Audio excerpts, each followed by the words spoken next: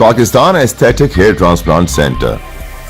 Hydra white treatment, جلد کی دلکشی اور نکھار کا ابتدائی علاج، نامور aesthetic consultant doctor Hanif Saeed کی زیر نگرانی۔ Pakistan aesthetic hair transplant centre, جہاں خوبصورتی بولتی ہے۔ فون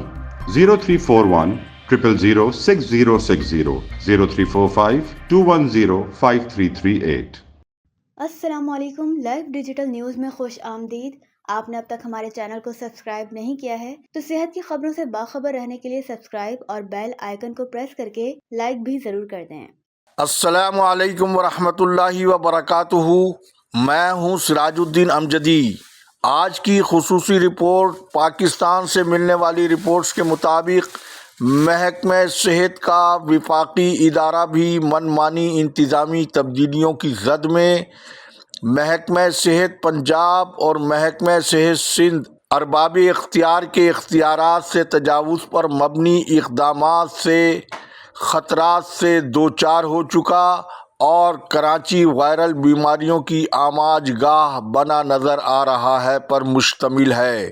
ناظرین کرام، فارم 45 کے ذریعے معرض وجود میں آنے والی وفاقی اور صوبائی حکومتوں کے متصادم اقدامات نے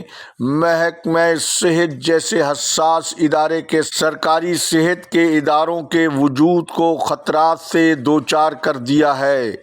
جس کی کوئی مثال دنیا بھر میں نظر نہیں آتی ہے۔ جیسا کہ Pakistan medical and dental council جیسے آئینی قومی خود مختار ادارے کو سابق کرپٹ ترین وفاقی وزیر صحت عبدالقادر پٹیل کی نگرانی میں پہلے ترمیم کے ذریعے حکومت کا ایک ذیلی ادارہ اسے بنا دیا گیا اور اس ادارے کی جانب سے جاری تازہ ترین تحریری حکم کے مطابق میڈیکل کالجز کے ساتھ ساتھ اب یہ ادارہ نرسنگ کالجز کے انتظامی امور کو اپنے دائرہ اختیار میں لانے کا وہ انوکھا اقدام کرنے جا رہا ہے جو خود حکومت کی ترمیم کے Pakistan nursing and midwifery council کے ایکٹ سے نہ صرف متصادم ہے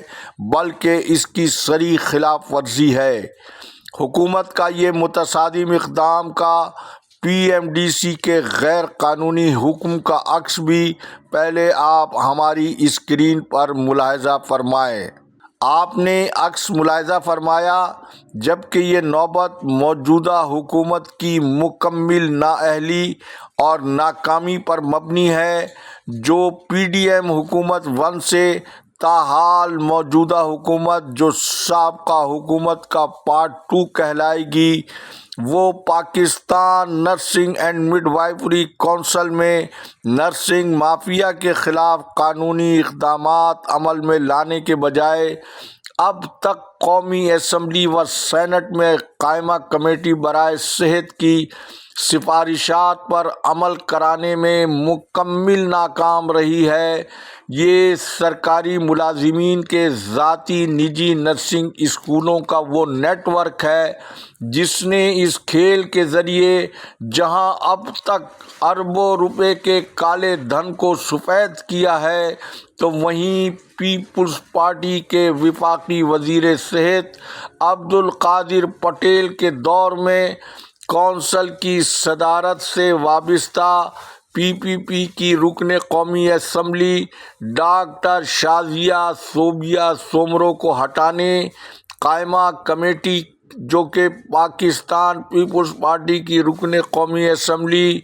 ذیلی کمیٹی کی سربراہ روبینہ خالد کی سفارشات کو ہوا میں اڑانے کے لیے پیسے کی طاقت کے ذریعے حکومتی رٹ کو کمزور کرنے کا مجرم کون ہے؟ کیا حکومت کو یہ نہیں معلوم ہے کہ سرکاری ملازم جمشید خٹک موجودہ کونسل کے سیکریٹری، بلدیہ غربی کراچی کے چوکیدار شیر محمد خان یوسف زئی सिविल अस्पताल कराची के कोमा केयर के supervisor Abdul Qayyum Khan Marwat, national institute of child health के male nurse Ejaz Kaleri, Sindh government अस्पताल लियाकताबाद के नर्सिंग इंस्ट्रक्टर अब्दुल नासिर खान समेत महकमा सेहत सिंध के साबिक एडिशनल सेक्रेटरी समेत पाकिस्तान भर में दर्जनों सरकारी हाजिर मुलाजिमीन के सैकड़ों निजी नर्सिंग स्कूल्स किस कानून के तहत मुल्क में चल रहे हैं। हुकूमत इस माफिया के खिलाफ कार्रवाई करने के बजाय इस माफिया को मज़ीद तहफ़्फ़ुज़ देने के लिए आइनी इदारों की बिसात लपेट कर वो फ़ेले मुजरिमाना करने जा रही है, जिससे मुल्क की प्रोफेशनल नर्सिस की जानिब से आने वाले एहतिजाज का सामना करने की हुकूमत कितनी ताकत रखती है, इसका पता तो आने वाले वक्त से ही चलेगा। लेकिन प्रोफेशनल नर्सिस को भी अपने प्रोफेशन को बचाने और इसके मुस्तकबिल को महफूज बनाने के लिए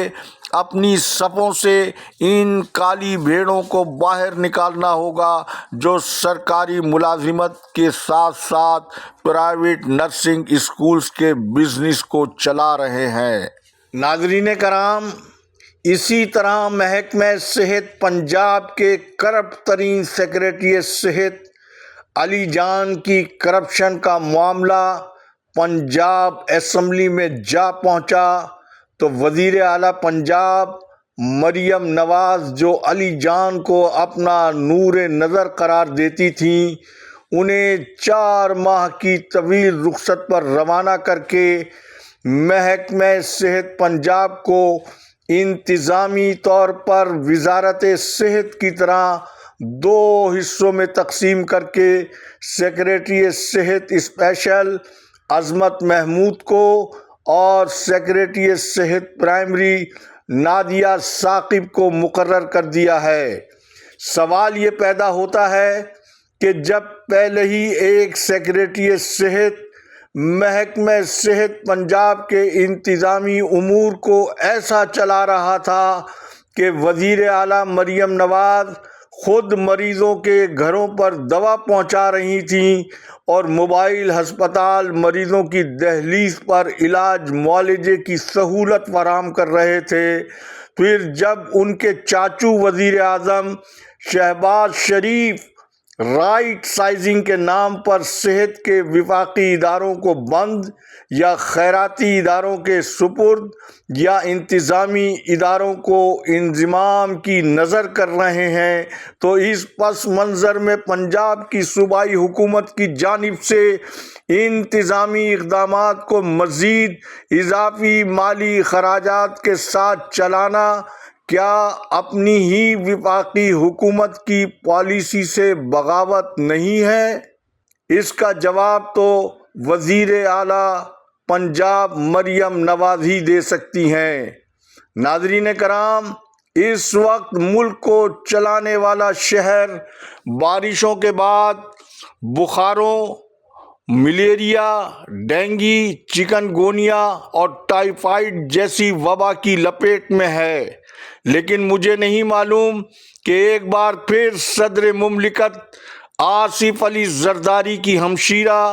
वज़ीर सेहत व बहबूद आबादी सिंध डॉक्टर अज़रा फजल पीजूहू को कौन मिसगाइड कर रहा है कि उन्होंने हैरत अंगेज तौर पर अपनी गुज़िश्ता रोज़ की प्रेस कॉन्फ्रेंस में शहर कायद, जो उनकी सूबाई हुकूमत का दारुल हुकूमत भी है और वबाई बुखारों की लपेट में है, वज़ीर सेहत की जानिब से इसका कोई तज़किरा न किया जाना और प्रेस कॉन्फ्रेंस में मौजूद सहाफ़ियों में से भी किसी ने इस अहम हसास मामले पर सवाल का न पूछा जाना मेरे लिए नहीं बल्कि इस शहर के रहने वाले शहरियों के लिए भी بھی بہت حیران کن اور افسوسناک ہے۔ مذکورہ پریس کانفرنس کی جو تفصیل مجھے یہاں موصول ہوئی ہے، اس میں کوئی بات عوامی مسائل سے متعلق سرے سے کی نہیں گئی ہے۔ ناظرین کرام، جبکہ وزیر موصوفہ ڈاکٹر عذرا فضل پیجوہو نے پریس کانفرنس کے آغاز میں فرمایا کہ وہ سندھ کے عوام کی صحت کے لیے بہت کچھ کرنا چاہتی ہیں، لیکن اس وقت کراچی کے عوام